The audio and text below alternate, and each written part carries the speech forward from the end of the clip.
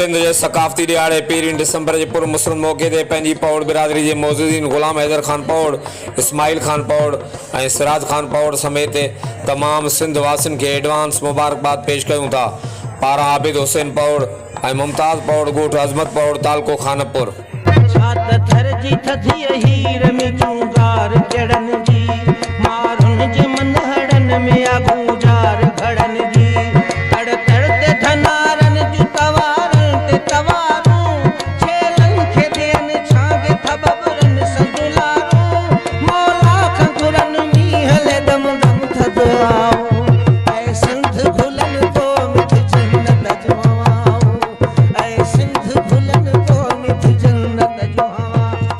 Mehran